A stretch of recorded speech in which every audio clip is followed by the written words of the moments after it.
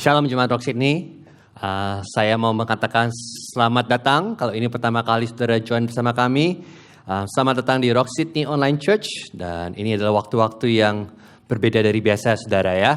Dan untuk beberapa minggu atau mungkin bulan mendatang, kami akan mengadakan ibadah melalui secara online. Nah, kalau saudara bawa Alkitab, boleh buka bersama saya di Mazmur 91. Mazmur 91. Kita akan baca bersama-sama saudara ya. Nah, kebiasaan saya waktu kita membaca Alkitab adalah kita berdiri bersama-sama. Dan saya mau melanjutkan itu. Jadi saudara boleh mungkin di rumah masing-masing, kalau saudara bawa Alkitab, saudara boleh bangkit berdiri tempat saudara duduk. Kita berdiri dan kita baca satu pasal Mazmur 91 ini bersama-sama ya. Kenapa kita melakukan itu? Karena kita menghargai dan menghormati firman Tuhan.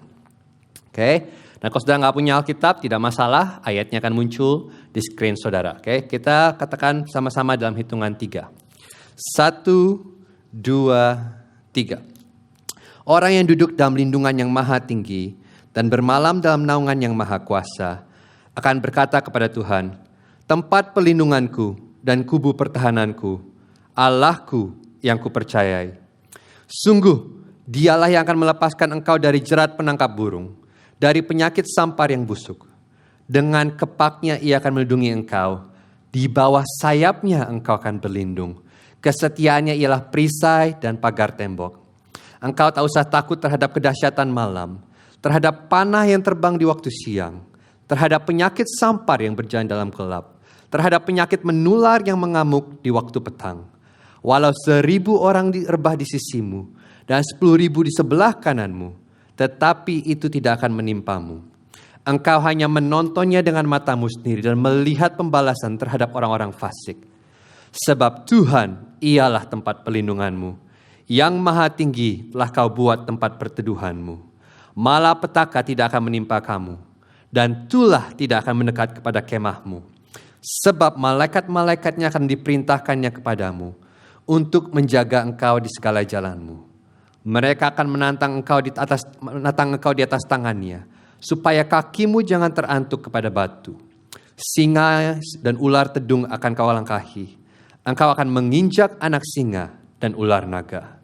Sungguh, hatinya melekat kepadaku, maka aku akan meluputkannya. Aku akan membentenginya, sebab ia mengenal namaku. Bila ia berseru kepadaku, aku akan menjawab. Aku akan menyertai dia dalam kesesakan. Aku akan meluputkannya dan memuliakannya. Dengan panjang umur akan kukenyangkan dia. Dan akan kuperlihatkan kepadanya keselamatan daripadaku. Bapak, kami berterima kasih buat ayat yang baru kami baca. Biarlah Mazmur ini Tuhan, Mazmur 91 yang begitu indah ini Tuhan, menjadi kehidupan bagi kami Tuhan. Khususnya di tengah-tengah masa-masa yang kami alami sekarang ini Tuhan. Kami percaya Tuhan, bahwa Engkau terus pegang kendali. Dan karena itu kami berkata sama-sama Tuhan dengan penulis kitab Mazmur 91 bahwa Tuhan ada pelindunganku dan kubu pertahananku. Berbicara kepada setiap dari kami Tuhan, kami siap mendengar. Kau pakai perkataan hamba-Mu Tuhan untuk menyampaikan isi hati-Mu kepada jemaat-Mu di rumah masing-masing dimanapun kami berada Tuhan. Biarlah ini boleh menguatkan kami dan memampukan kami untuk hidup dengan penuh keyakinan. Karena kami tahu Engkau Allah Raja kami yang berdaulat. Terima kasih, kami serahkan semua tangan-Mu, berbicara kepada kami Tuhan, di rumah kami, di hati kami masing-masing. In the name of mighty Christ we pray. Amen. Saudara boleh duduk kembali? Oke, nah saya mulai dengan pertanyaan ya. Berapa banyak dari saudara di sini yang mudah cemas? Boleh angkat tangan di rumah masing-masing? Atau mungkin pertanyaannya lebih berikutnya ya. Berapa banyak saudara cemas karena COVID-19? Boleh angkat tangan? Oke, nah. Saya rasa semua tangan hari ini terangkat ya. Nah, saudara dan saya tahu ya, kita ini hidup di masa sekarang ini di masa-masa yang penuh dengan kecemasan. Nah, saya ingat ya, waktu saya masih remaja, saya itu tidak pernah mengenal yang namanya khawatir. Oke? Waktu saya masih remaja, yang saya butuhkan hanyalah $20 di dompet saya. Dan hidup itu rasanya indah. Of course, waktu zaman saya remaja, $20 itu bisa membeli banyak hal ya, saudara. Beda dengan zaman sekarang. Nah, tapi waktu saya kecil, waktu saya masih remaja, saya hampir tidak pernah khawatir. Dan saya kadang-kadang bingung ketemu dengan om, tante-tante, orang-orang yang sudah dewasa, sudah kerja, yang punya uang beratus kali banyak daripada saya, tapi mereka selalu cemas. Saya bingung apa yang mereka cemaskan, sedangkan saya dengan $20, saya tidak pernah khawatir. Dan kadang-kadang ya, saya juga mulai berpikir, ini kenapa ya? Kenapa kita ini semakin tua, semakin orang bertambah usia, mereka semakin cemas? Saudara-saudara itu, maka itu saudara perhatikan ya, kalau saudara sering mendapatkan WhatsApp panjang lebar tentang kesehatan, 5 langkah yang harus kau lakukan, jangan makan ini, jangan minum itu. Saudara perhatikan, dari siapa saudara terima? Pastinya dari orang yang sudah cukup berumur. Jadi ada sesuatu hal yang menarik bahwa semakin kita tua, semakin kita khawatir. Nah, tentu saja ya, saya waktu muda, saya nggak berpikir saya akan pernah menjadi seperti itu. Saya percaya, saya tidak perlu khawatir, $20 cukup untuk hidup. Namun, dengan bertambahnya usia, saya mulai menyadari betapa naifnya saya. Dan pelan-pelan saya mulai menyadari, ternyata saya sudah mulai menjadi seperti orang-orang yang suka kirim WhatsApp sehat. Kalau dulu saya berkata, adulah lupakanlah ini, jangan minum air dingin, jangan minum Coca-Cola, lupakanlah. Nikmatilah hidup hai orang tua. Pergilah dan makanlah Kentucky. Lupakan makan sehat. Tapi dengan bertambahnya usia sekarang saya sudah menyadari betapa pentingnya menjaga kesehatan saya. Ya. Nah, jadi saya mengerti ya begini ya. Sewaktu saya masih muda, saya tuh berpikir seperti ini. Saya tahu hal-hal yang buruk selalu terjadi di sekitar kita. Oke? Tapi entah bagaimana saya mengira bahwa hal itu tidak akan terjadi kepada saya. Kalau saudara mengerti maksud saya, mengerti ya. Jadi waktu kita mengalami lihat hal buruk, contoh waktu COVID-19 dimulai di Cina, kita berpikir, oh iya ini buruk. Tapi entah bagaimana, kita merasa iya oke ini buruk, tapi ini gak akan terjadi sama aku kok. Aku jauh. Tapi kalau saudara perhatikan hari ini, dunia gempar karena COVID-19. Saudara tahu nih, efek COVID-19 begitu mendunia, bahkan sampai sekarang kita bisa lihat ya. Kita bisa lihat ekonomi hancur. Banyak orang kehilangan pekerjaan. Dan sekarang banyak orang begitu hidup dalam ketakutan dan kecemasan. Kenapa? Karena kita hari ini hidup di dunia yang hancur. Kita hidup di dunia yang penuh dengan hal-hal yang tidak kita inginkan, yang bisa terjadi kapan saja. Yang diperlukan untuk merubah, untuk memutarbalikkan hidup saudara 180 derajat, hanyalah satu saat. Saya ingat waktu tahun 2009, bulan Juni.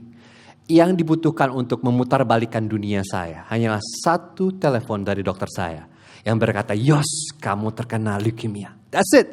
Hanya satu momen dan itu merubah kehidupan saya. Dan sama juga dengan yang kita hadapi hari ini. Satu momen bisa merubah kehidupan kita secara radikal. Dan yang paling buruk tentang ini adalah begini. Setiap kali bencana datang, saudara tidak bisa berkata tidak. Saudara berkata, aku gak mau lewat. Gak bisa. Bencana akan selalu datang. Dan yang lebih parah, bencana gak pernah kirim 2 weeks notice. Dia gak pernah ngasih tahu saudara, aku mau mampir rumahmu 2 minggu lagi. Siap-siap ya. Enggak ya.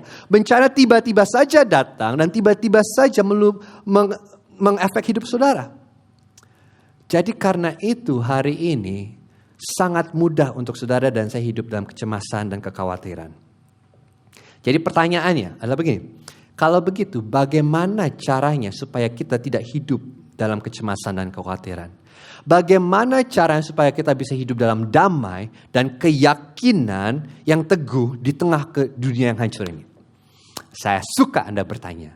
Karena Mazmur 91 akan memberikan jawabannya kepada saudara dan saya. Nah, saya ini suka banget kitab Mazmur ya saudara ya. Kitab Mazmur ini kalau saudara sudah mendengar khotbah saya beberapa kali, saya itu lumayan sering khotbah dari Mazmur. Kenapa? Karena saya itu begitu mengagumi poetik-poetik yang ada di kitab Mazmur ini. Tapi dari semua kitab Mazmur, cuma ada 2 atau 3 atau 4 Mazmur yang saya hafal di luar kepala. Dan Mazmur 91 ini adalah salah satunya. Kenapa? Karena Mazmur ini begitu indah. Nanti kita akan pelajari sama-sama ya. Mazmur 91 ini begitu indah dan begitu menguatkan. Charles Spurgeon berkata gini, bahwa tidak ada Mazmur yang lebih menghiburkan daripada Mazmur 91. Dan yang menarik tentang Mazmur 91 adalah kita tidak tahu siapa yang menulisnya. Dan kita tidak tahu konteks yang terjadi saat Mazmur menulis Mazmur ini.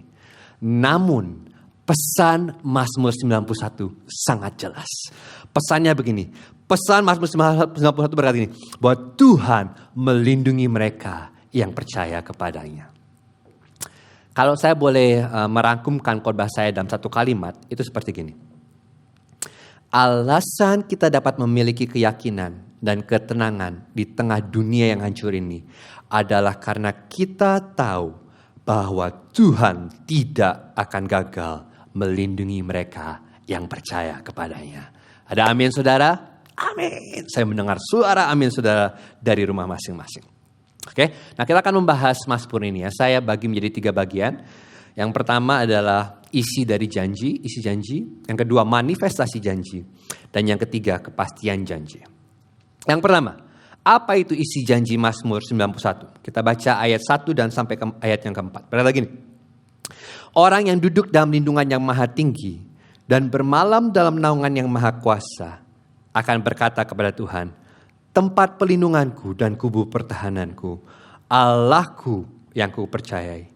Sungguh, dialah yang akan melepaskan engkau dari jara penangkap burung dan penyakit sampar yang busuk.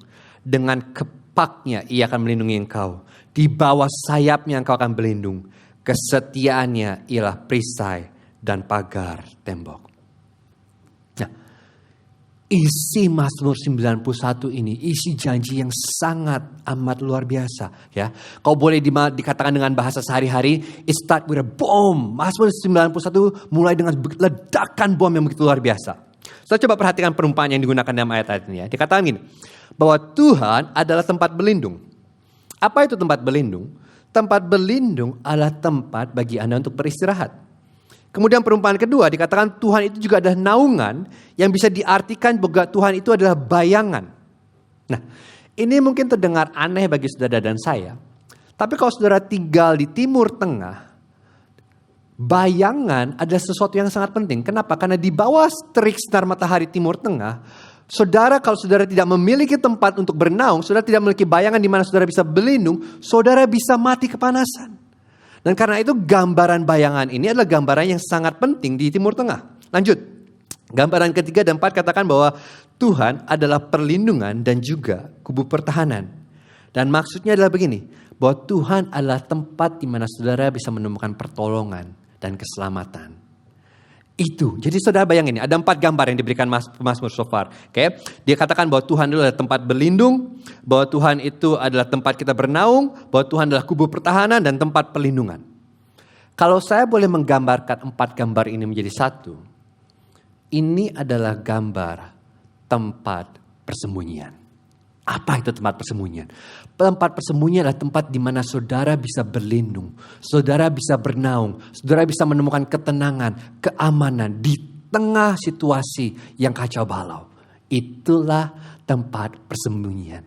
Dan kabar baik buat saudara dan saya, Mazmur 91 berkata gini, bahwa saudara dan saya, kita mempunyai tempat persembunyian. Namun yang begitu luar biasa begini, tempat persembunyian kita bukanlah sebuah tempat. Tempat persembunyian kita bukanlah tempat, tetapi seorang pribadi. Bukanlah lokasi, tapi sebuah nama. Tempat persembunyian kita adalah Tuhan Allah itu sendiri. Wow! Jadi pertanyaannya begini saudara, kalau memang ini benar, kalau Tuhan adalah tempat persembunyian kita, siapa yang dapat menghancurkan kita? Tapi kemudian di ayat yang keempat, Mazmur memberikan kita gambaran yang begitu indah. Dia berkata gini, dengan kepaknya ia akan melindungi engkau. Di bawah sayapnya engkau akan berlindung. Saya suka banget metafora ini ya. Saudara pasti sering dengar metafora ini. Metafora ini menggambarkan begini.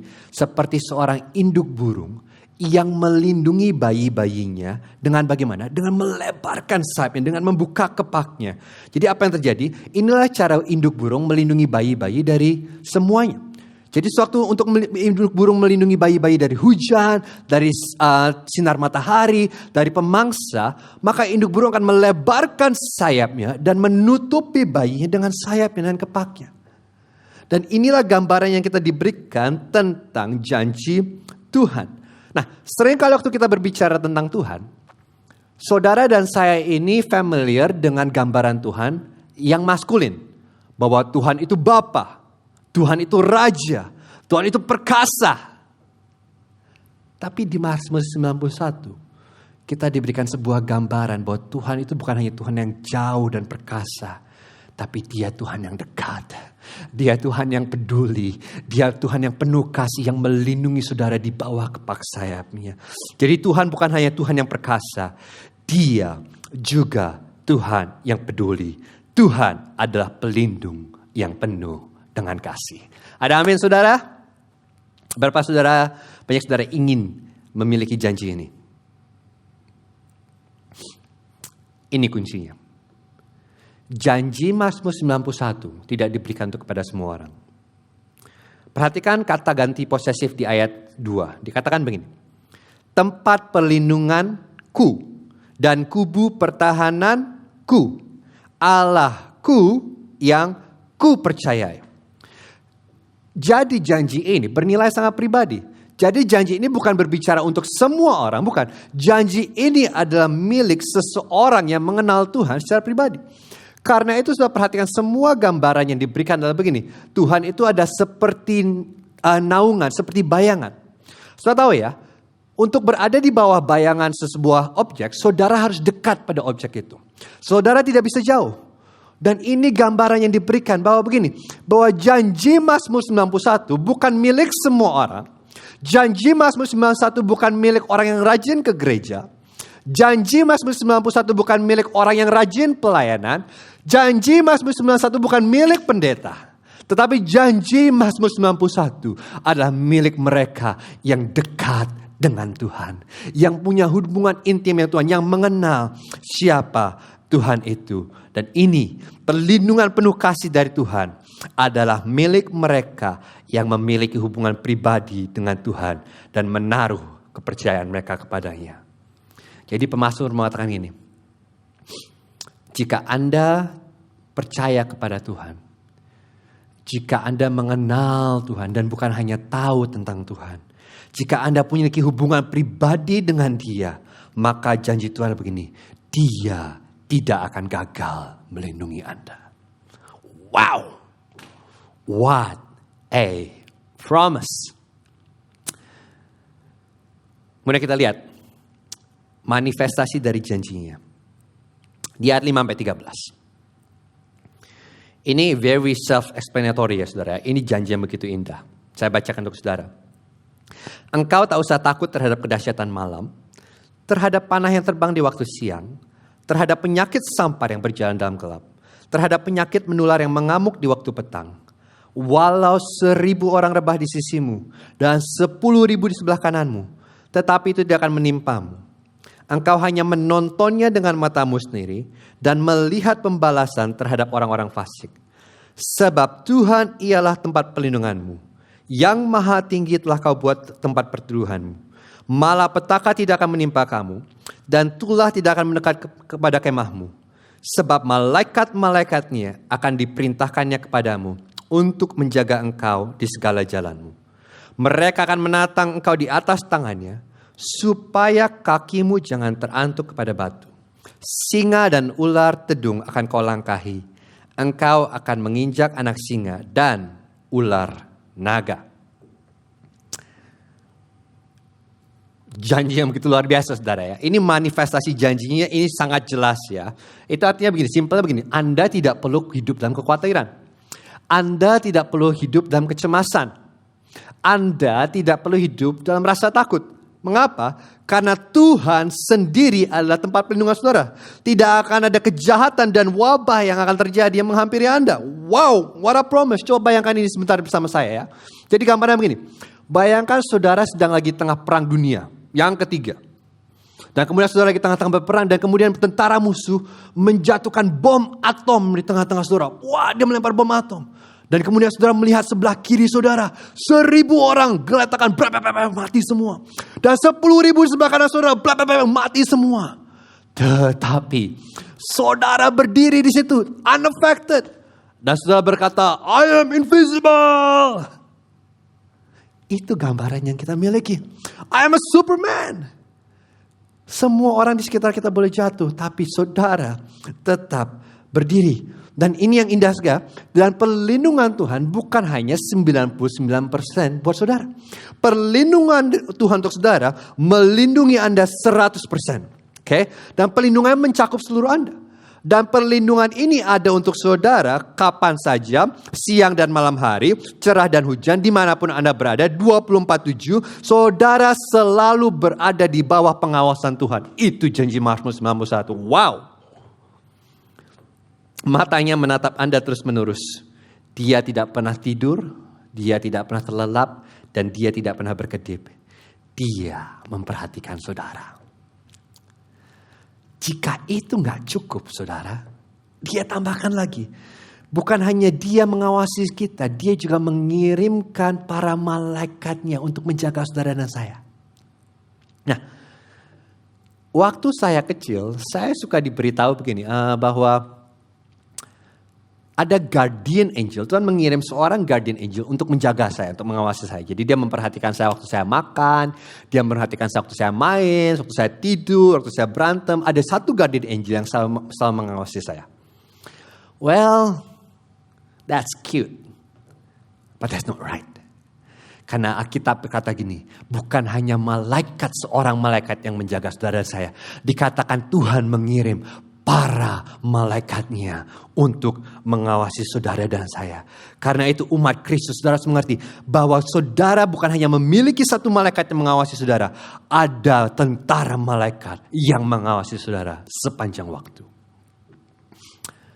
Ada sebuah cerita di 2 Raja-Raja pasal 6 yang menceritakan hal ini. Ya. Saudara tahu mungkin, kalau saudara besar sekolah minggu, saudara tahu ceritanya. Ini tentang Elisa dan Raja Aram. Jadi cerita begini. Raja Aram ini sedang mencoba untuk menguasai Israel. Dan dia kemudian membuat cara demi cara, taktik demi taktik untuk menangkap Raja Israel dan menguasai Israel. Tapi entah bagaimana, Raja Israel selalu berhasil kabur dari semua ancaman Raja Aram. Jadi dia bingung, dia mulai siapa nih? Ada spy nggak? Ada spy nggak? Kalau film-film zaman sekarang gitu kan, siapa spy-nya? Siapa spy-nya? Tapi kemudian diberitahukan kepada Raja Aram mungkin tidak ada spy. Tetapi yang terjadi begini, bahwa ada seorang nabi bernama Nabi Elisa. Dan nabi ini bisa mengetahui semua rahasia-rahasia Raja Aram. Semua taktik Raja Aram dia ketahui. Waduh, bahaya banget ini. Dan karena itu Raja Aram kemudian memutuskan sebelum dia bisa menangkap Raja Israel, dia harus membasmi Elisa terlebih dahulu. Jadi kemudian Raja Aram mengirim pasukannya puluhan ribu untuk menangkap Elisa. Dan singkat cerita, kemudian suatu hari akhirnya ini terjadi. Dan suatu pagi, bujang Elisa bangun dari tidur. Dan kemudian dia lagi stretching, dia lihat keluar. Dan dia kaget dengan apa yang dia lihat. Dia melihat mungkin puluhan ribu prajurit berkuda berada mengelilingi kota di mana Elisa berada.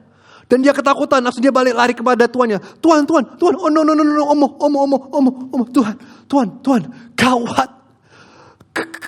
Kita pasti binasa. Ada ratusan, ada ribuan, ada puluhan ribu tentara yang mengelilingi kita. Oh no, sudah gak bisa kabur lagi, kita udah masih mati. Oh no, gak ada jalan keluar. Oh gimana nih Tuan, aku masih bujangan. Oke, mungkin bagian terakhir itu saya tambahkan sendiri. Gak ada di cerita aslinya. Tapi bujang ini begitu ketakutan. Dan kemudian Elisa dengan begitu tenang berkata begini, jangan khawatir.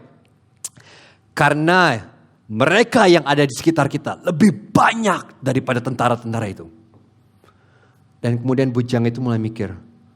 Kemudian dilihat kanan, kiri, celingu. Hah? Lebih banyak? Aduh, Tuan, gini. Aku tahu kamu itu Nabi Allah. Tapi aku juga bisa lihat kamu ini sepertinya udah tambah tua. Oke, mungkin matamu minusnya tuh preskripsinya dicek lagi tuh. Mungkin butuh kacamata baru kamu ini Tuan. Kenapa? Karena aku udah lihat ke kanan, aku lihat ke kiri, nggak ada siapa-siapa. Yang aku lihat hanyalah 2 orang. Dan terakhir kali aku hitung 10.000 lebih banyak daripada 2. Dia panik. Dan kemudian Elisa berdoa singkat dan Elisa berkata gini kepada Tuhan, Tuhan, bukakan matanya untuk melihat. Dan kemudian tiba-tiba mata bujang terbuka. Dan dia kaget. Dia coba melihat keluar dan dia kaget, dia mungkin terjatuh, bla bla bla. Ya, kalau saya hilang dari kamera itu saya barusan terjatuh, saudara ya. Dan dia terjatuh dan dia kaget. Kenapa? Karena sekarang dia melihat bahwa di belakang tentara Aram ada puluhan ribu tentara Allah. Ada kereta berkuda, kereta api berkuda yang mengelilingi Elisa dan siap melindungi Elisa kapan saja. Wow. Guardian angel is cute. Tapi yang kita miliki bukan hanya guardian angel. Pasukan malaikat Tuhan melindungi saudara dan saya. Dan ini yang Mazmur kita ajarkan kepada kita bahwa saat ini dimanapun saudara berada, ada pasukan malaikat yang menjaga saudara dan saya senantiasa. Tuhan mengawasi saudara. Dan bukan hanya Tuhan mengawasi saudara, malaikatnya pun mengawasi saudara. Bahkan ini gambarnya begini, malaikat ini akan mengangkat saudara sehingga kalau saudara terjatuh, kaki saudara tidak akan terbentur dengan batu. Saya kira orang tua saya overprotective. Tapi waktu saya baca ini saya bilang, my God, our God is extremely protective over us. Dia gak akan membiarkan kaki kita, jempol kita terbantu dengan batu. Jadi saat ini saudara harus mengerti, mungkin saudara ada di rumah saudara masing-masing. Tapi saudara tahu bahwa ada pasukan malaikat yang mengawasi saudara. Ada Tuhan yang mengawasi saudara. Bagaimana caranya? Saya gak tahu apakah ada CCTV ilahi di sekitar sini, saya gak tahu. Jadi kalau saudara gak tahu ya, sekarang ini saya lagi khotbah dalam ruangan kosong. Gak ada satupun orang pun kecuali saya dan kamera. Tapi mari saya beritahu, saya tidak sendiri. Ada Tuhan yang mengawasi saya dan ada pasukan malaikatnya yang ada di sekitar saya saat ini juga. Inilah janji Mazmur 91. Wow, Tuhan menjaga saudara. Jadi begini, Tuhan memperhatikan sampai detail terkecil dalam kehidupan Anda. Dia melindungi Anda bahkan dari kejahatan terkecil. Dan jika Tuhan tidak gagal melindungi kaki Anda, Tuhan tidak akan gagal melindungi hidup Anda. Itulah janji Mazmur 91. Tidak ada batasan atau ruang untuk perlindungan Tuhan. Dia dan malaikatnya mengawasi Anda senantiasa. Wow. Di sini kita harus pause sebentar ya. Karena janji ini luar biasa saudara ya. Saya berharap waktu tadi kita menceritakan janji-janji ini saudara. Amin, amin, amin di rumah masing-masing ya. Atau saudara semangat. Atau saudara mungkin boleh loncat-loncat sendiri di rumah. Gak ada yang lihat. Boleh lari muterin ruang kamar saudara. Saudara semangat. Tapi ini yang saya mau bawa buat saudara. Kita harus berpikir sedikit ya. Karena kalau kita hanya membaca Mazmur 91 secara dangkal. Yang terjadi kita akan mengira seperti ini. Bahwa tidak akan ada satu hal negatif pun yang terjadi kepada kehidupan saudara dan saya. Sepertinya Mazmur 91 berkata kepada saya begini. Bahwa jika Anda percaya kepada Tuhan, maka segala sesuatunya akan baik-baik saja. Kalau saya tahu dalam konteks hidup kita hari ini gini. Jika Anda percaya kepada Tuhan, Anda tidak akan terkena virus corona. Jika Anda percaya kepada Tuhan, Anda tidak akan kehilangan pekerjaan saudara. Jika Anda percaya kepada Tuhan, ekonomi saudara akan baik-baik saja. Semua orang lagi ekonomi boleh hancur, ekonomi saudara akan terus naik. Dan sayangnya, itulah bagaimana Mazmur 91 digunakan hari-hari ini. Hari-hari ini Mazmur 91 sangat populer. Sangat amat populer. Dan ini berita yang disampaikan bahwa jika Anda percaya kepada Tuhan, maka segala sesuatu dalam kehidupan saudara pasti indah. Tidak akan ada bencana yang bisa menyentuh Anda. Ini permasalahannya ya. Jadi janji Mazmur 91 berkata bahwa kalau saudara percaya sama Tuhan, bahkan Tuhan akan menjaga jempol kaki saudara. Oke? Saya beri contoh. Ada saudara yang pernah bangun malam-malam untuk pergi ke toilet? Ya. Apa yang terjadi? Ini yang terjadi pada saya. Saya suka bangun pada malam hari dan pergi ke toilet. Dan waktu saya lagi jalan ke toilet, karena gelap, kamar saya gelap, yang terjadi adalah kaki saya, jempol saya terbentur dengan bingkai ranjang. Sudah pernah mengalami itu ya? Saya rasa pasti semua pernah ya. Itu yang terjadi. Nah mari saya beritahu. Sebelum itu terjadi, saya percaya sama Tuhan. Saya tidak berdosa. Tetapi setelah kaki saya terbentur pada bingkai, saya mungkin atau mungkin tidak berdosa dengan mulut saya. Saudara boleh tebak sendiri ya. Itu yang terjadi. Jadi apakah benar kalau saya percaya sama Tuhan, kaki saya tidak akan terbentur pada bingkai ranjang? Apakah itu janjinya? Apakah itu janji Mazmur 91? Tentu tidak. Karena itu kita harus mengerti bahwa Mazmur 91 berbicara tentang sesuatu yang lebih indah daripada hanya Tuhan menjaga kehidupan saudara dan saudara pasti aman-aman dan baik-baik saja. Kita tidak bisa menafsirkannya seperti itu. Oke? Kenapa? Karena Alkitab tidak mengizinkan kita untuk menafsirkannya seperti itu. Timothy Keller dalam khotbahnya di Mazmur 91 memberikan kita dua alasan kenapa kita tidak bisa mengartikan Mazmur 91 seperti itu.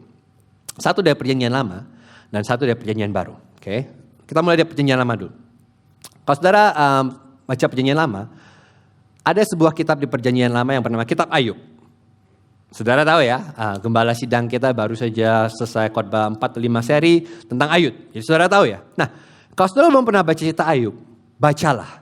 Ini cerita yang sangat menakjubkan. Itu by the way bercanda saudara ya. Kalau saudara gak ketawa boleh ketik-ketik ho.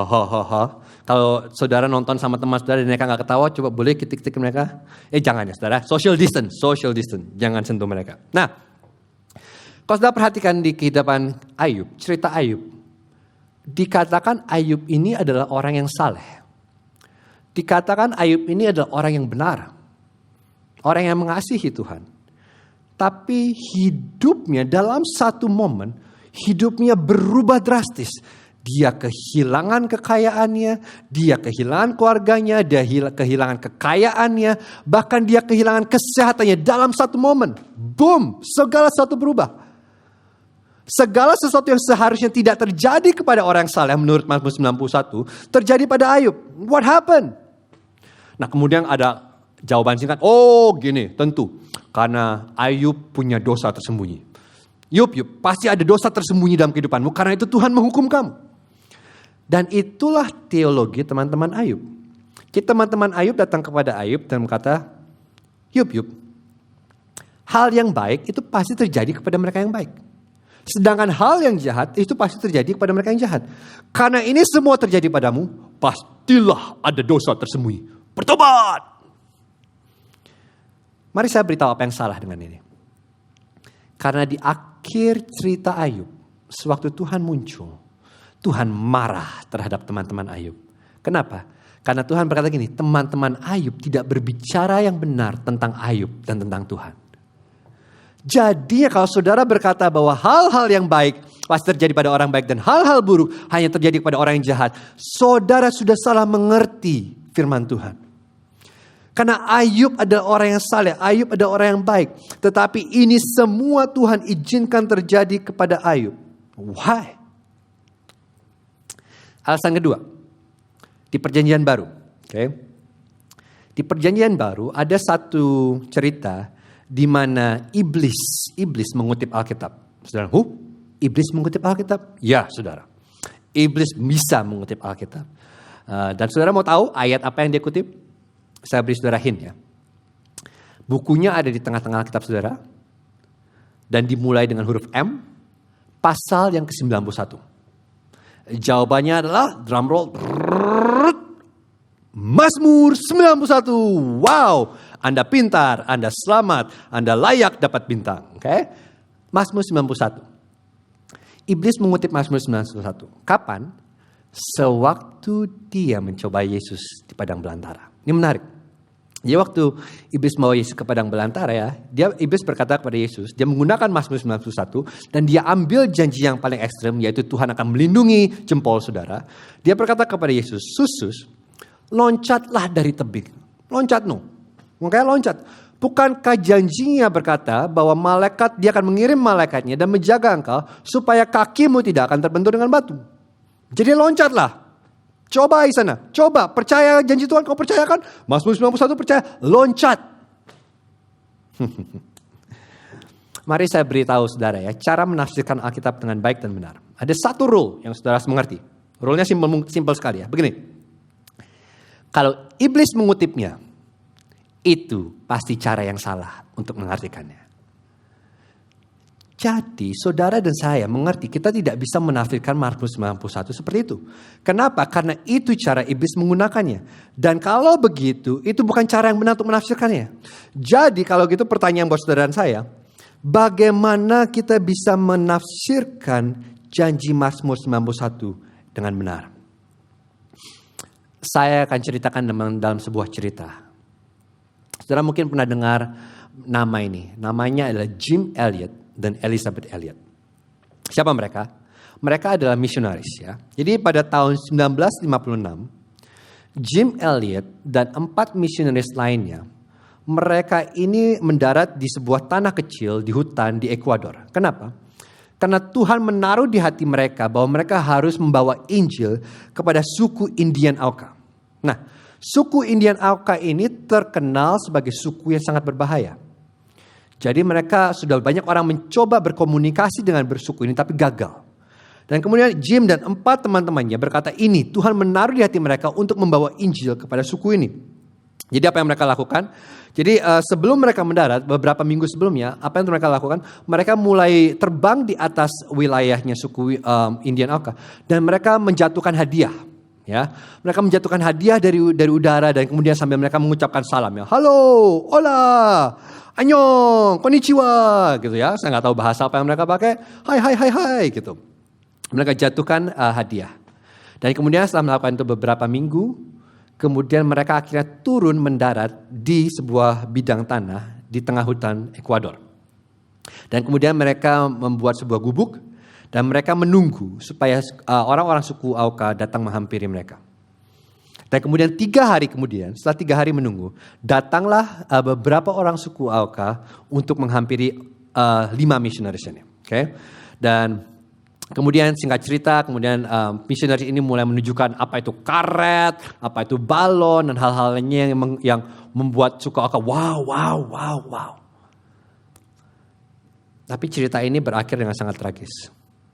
3 hari kemudian, atau beberapa hari kemudian, suku Auca ini membunuh para misionaris.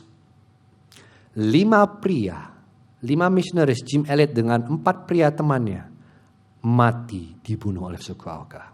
Sangat tragis. Dan kemudian beberapa tahun kemudian istri dari Jim Elliot yaitu bernama Elisabeth Elliot menerbitkan sebuah buku yang berdasarkan jurnal dari Jim Elliot yang berjudul Shadow of the Almighty. Dan buku ini berdasarkan dari Mazmur 91. Okay? Dan di dalam buku ini Elisabeth mengutip perkataan suaminya dan ini kutipannya sangat indah. Jim Elliot menulis ini dalam jurnalnya. Dia berkata gini, I am immortal until my work on earth is done. Saudara perhatikan ironisnya.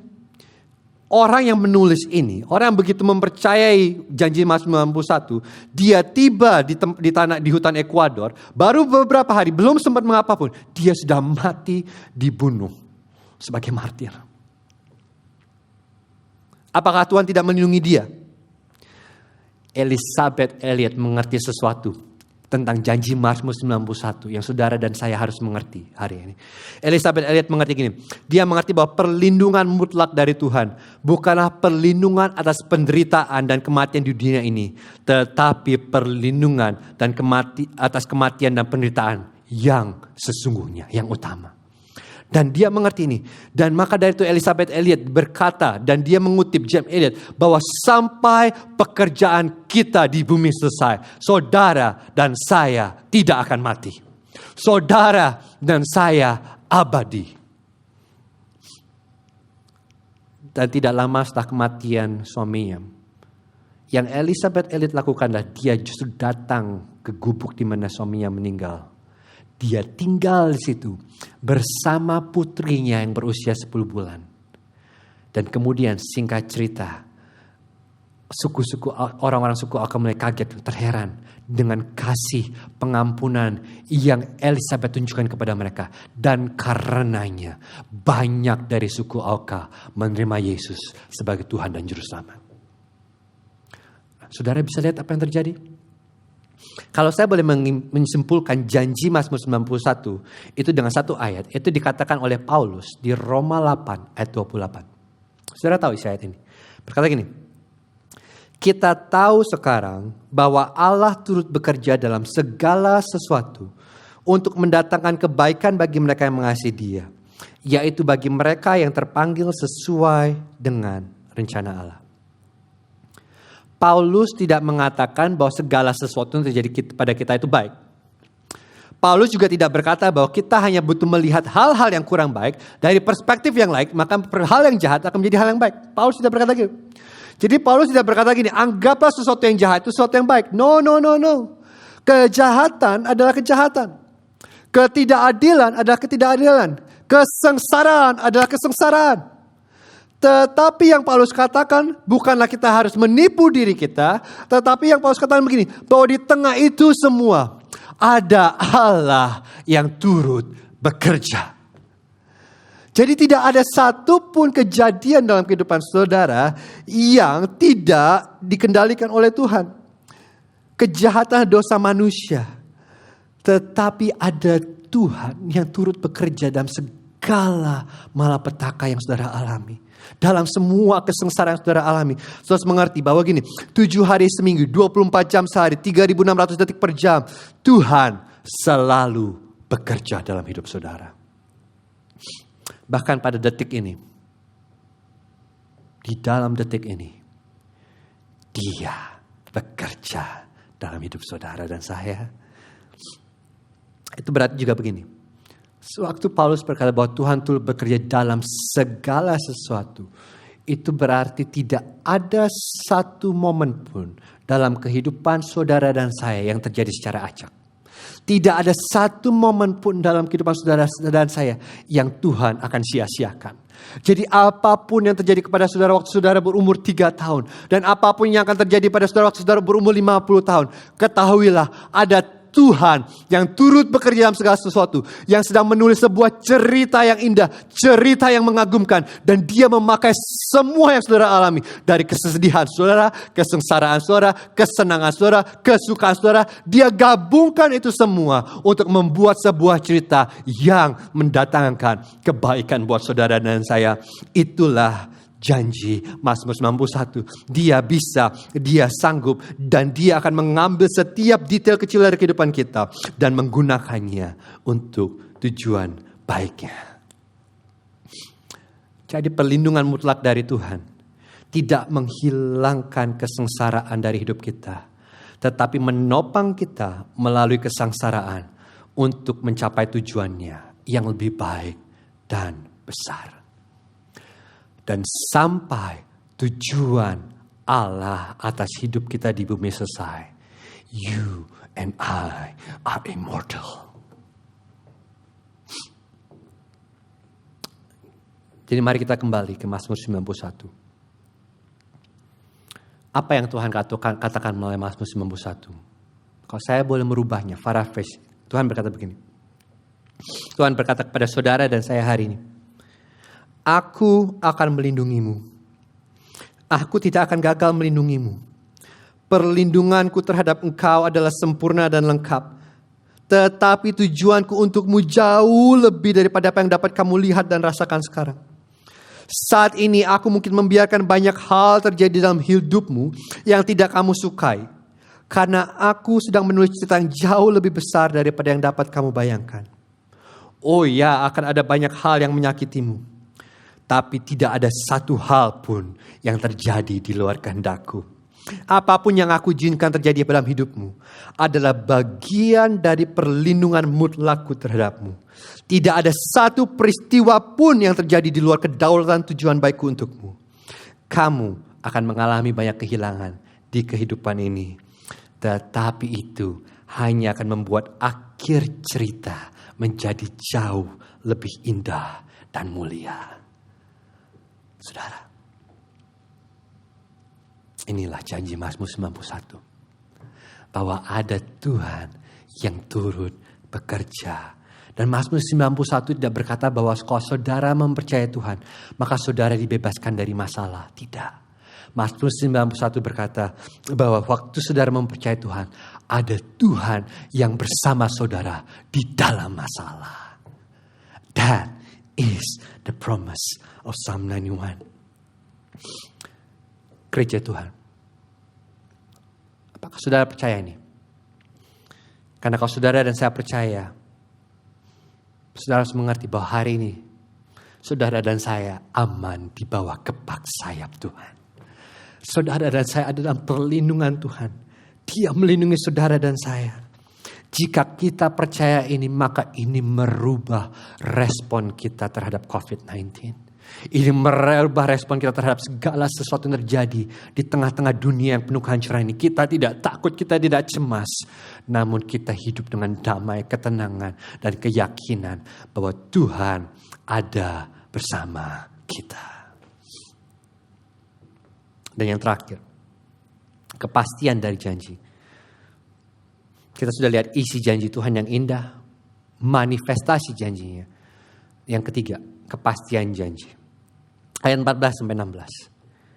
Sungguh, hatinya melekat kepadaku, maka aku akan meluputkannya. Aku akan membentenginya sebab ia mengenal namaku. Bila ia berseru kepadaku, aku akan menjawab. Aku akan menyertai dia dalam kesesakan. Aku akan meluputkannya dan memuliakannya. Dengan panjang umur akan kukenyangkan dia. Dan akan kuperlihatkan kepadanya keselamatan daripadaku. Bagaimana kita bisa yakin bahwa janji ini milik kita? Kepercayaan kepada kita kepada Tuhan digambarkan dalam 3 hal di sini. Dikatakan ini, bahwa mereka yang percaya kepada Tuhan, hatinya melekat kepada Tuhan. Apa maksudnya? Berarti saudara berpegang erat kepada Tuhan. Kemudian mereka yang percaya kepada Tuhan juga mengenal nama Tuhan. Jadi kita bukan hanya tahu tentang Tuhan, tapi kita juga punya hubungan pribadi dengan Tuhan.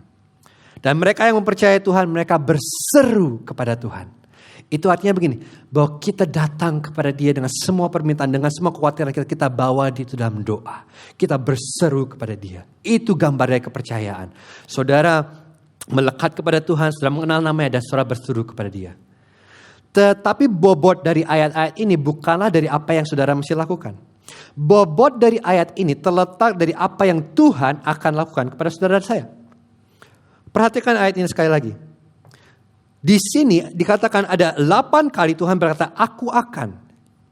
Pertama, aku akan meluputkannya. Aku akan membentenginya. Aku akan menjawab. Aku akan menyertai. Aku akan meluputkan. Aku akan memuliakan. Aku akan mengenyangkan. Aku akan memperlihatkan. Ini janji yang luar biasa. Jadi iya, saudara dan saya memiliki tanggung jawab untuk mendekat kepada Tuhan, untuk mengenal Tuhan. Tetapi semua yang saudara dan saya lakukan itu dimampukan dari awal oleh akhir. Oleh apa yang Allah akan lakukan untuk saudara dan saya. Saudara, yakinlah bahwa Tuhan tidak akan gagal melindungi mereka yang percaya kepadanya. Tapi ada satu ayat yang menarik di tengah ini semua.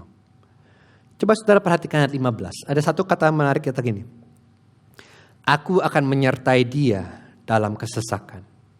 Nah, satu ayat ini memberitahu kita cara kita membaca Mazmur 91 dengan benar. Karena ayat ini berkata begini, bahwa Tuhan akan memberikan kita perlindungan, bukan lepas dari kesesakan, tetapi di dalam kesesakan. Jadi perlindungan mutlak Tuhan bukanlah dari kesesakan, tetapi dalam kesesakan. Ini yang berbeda dengan yang sering kali kita dengar dalam Mazmur 91.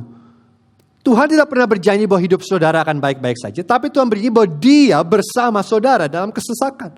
Jadi pertanyaannya begini, bagaimana saudara dan saya bisa yakin hari ini bahwa Tuhan ada bersama saudara dan saya dalam kesesakan. Oh, kita tentu sering berpikir, oh ya, waktu aku berdoa, aku merasakan hadirat Tuhan. Ya dan amin. Tetapi Tuhan melakukan sesuatu yang lebih indah daripada itu. Apakah saudara tahu apa yang Tuhan harus lakukan untuk menyertai saudara dan saya dalam kesesakan? Coba bayangkan ya. Dia Tuhan yang maha kuasa. Dia Tuhan yang maha tahu. Dia Tuhan yang berdaulat. Bagaimana mungkin Tuhan bisa mengalami kesesakan? Ini jawabannya. Saudara tahu jawabannya? Karena Tuhan mengambil tubuh manusia dan menjadi sama seperti kita. Yesus datang ke bumi dan dia hidup sebagai manusia. Kenapa? Supaya dia dapat berkata kepada saudara bahwa dia mengerti kesesakan yang kita alami. Dia mengerti masalah yang kita alami. Perbedaannya dia dan saudara begini. Dia hidup tanpa cacat. Dia hidup tanpa dosa. Tetapi kehidupannya penuh dengan kesesakan. Dia dikhianati. Dia disalah mengerti, dia dilupakan, dia dilukai. Bahkan dia menderita rasa sakit yang 100 kali lebih besar daripada yang dapat saudara saya dan derita. Dia disalib. Dia yang tidak mengenal dosa. Dia yang seharusnya berkata Mazmur 91 itu adalah milik dia. Karena dia percaya Tuhan 100%. Dia tidak pernah tidak mempercayai Tuhan. Tetapi justru semua yang Mazmur 91 katakan tidak akan terjadi. Terjadi kepada Yesus. Why? Here's why. Karena dia menjadi pengganti saudara dan saya.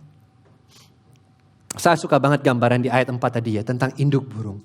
Induk burung yang melindungi bayi-bayinya dengan melebarkan sayapnya.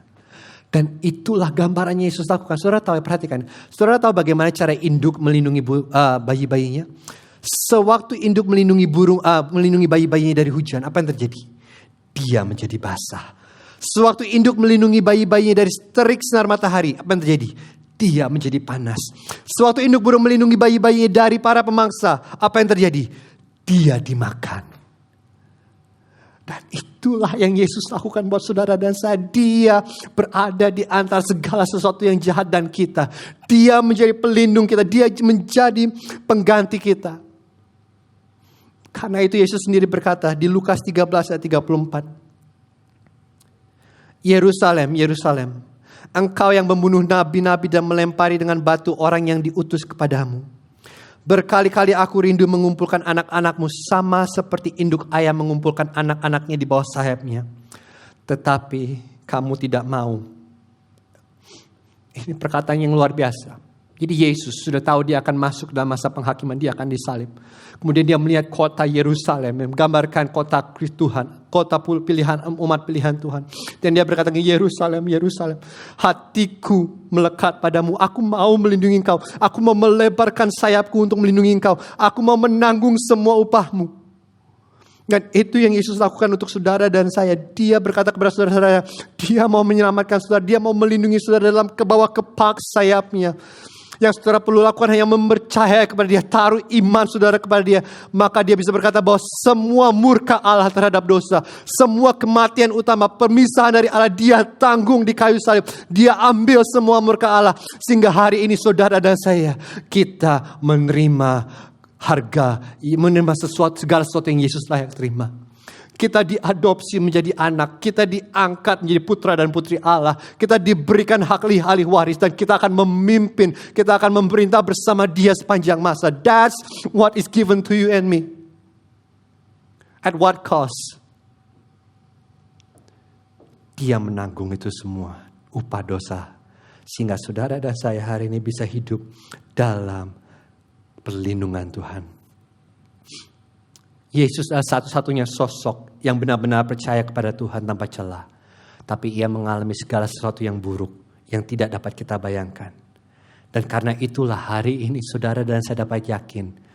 Bahkan sewaktu sepertinya Tuhan tidak ada di pihak kita. Bahkan ketika tampaknya Tuhan melawan kita, Tuhan ada di pihak kita. Salib Kristus memastikannya. Salib Kristus adalah jaminan bahwa hidup saudara dan saya ada di dalam perlindungan Tuhan. Saya akan tutup dengan ini. Ada satu cerita tentang seorang yang pertama kali mengalami pengalaman pertama naik pesawat. Jadi dia takut ya. Biasa orang pertama naik pesawat dia takut. Kemudian dia pertama kali naik pesawat, dia pasang seat belt dengan erat, semua aman. Kemudian tegang, ketakutan, dia pegang dengan erat, dengan tegang. Kemudian tidak lama kemudian pesawat lepas landas. Dan dia tagung. Dan kemudian akhirnya dia mulai rileks, dia sudah mulai tenang di udara. Dia mulai rileks. Dan kemudian tiba-tiba turbulensi datang. Wah, dan pesawat goyang. Dia ketakutan lagi, dia pegang. Dia sangat takut.